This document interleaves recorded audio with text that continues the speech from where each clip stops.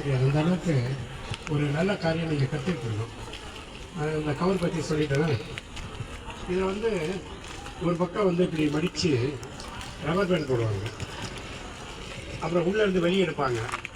இதெல்லாம் மேஜிக் கிடையாது. அந்த பெட்டை வந்து ரவுண்ட் ஆக்குறதுக்காக இதே ஷேப்லேயே இந்த பெட் இருந்துச்சுன்னா அந்த கார்னரில் போயிட்டு காற்றெல்லாம் அடையும், அதில் வேண்டாத ஸ்போர்ட்ஸ் இருக்கும். அதனால தான் அந்த மாதிரிலாம் பண்ணுறாங்க. ரப்பர் பேண்ட் உள்ளே இருக்குது அந்த டப்பாயில். கவர் பேர் கேளுங்க. கவர் பேர் கேளுங்க. கவர் பேர் அது உள்ளது சொல்லவே இல்லை. மக்கு வேணும், ஒரு சட்டை வேணும்.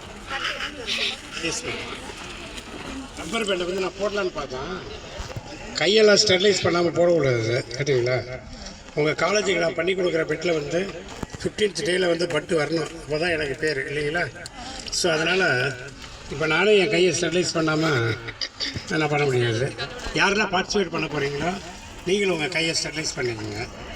செங்கல்பட்டு தாண்டி ஒரு கலெக்டர் ப்ரோக்ராமில் கற்றுக் கொடுத்துட்ருக்கேன். செல்ஃப் ஹெல்ப் குரூப் லேடிஸுக்கு எல்லாமே ஸ்டெர்லைஸ் பண்ணிட்டோம். ஹோல்ஸ் போட போகிறோம். படிக்காத பெண்கள் தான் அவங்க. ஹோல்ஸ் போட போகிறோம் சார். அந்த பேனாவே ஸ்டெர்லைஸ் பண்ணிவிடுங்க சார் அப்படின்றாங்க ஒரு வில்லேஜ் லேடி. அப்போ எந்த அளவு அவங்க ஷார்ப்பாக இருக்காங்க பாருங்கள்.